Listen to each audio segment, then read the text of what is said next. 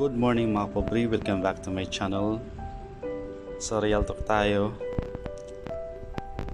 Sa office guys, sabihin natin sa trabaho natin, yung assignment natin hindi talaga yan naubos.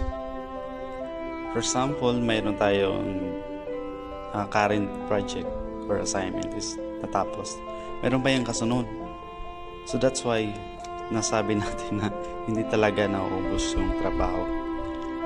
Ang kailangan natin, we need to work at the maximum capacity, sabihin natin. Then we need to rest. Kasi hindi tayo robot. Kapag yung katawan natin ang bumigay, yun, mas malaking gastos.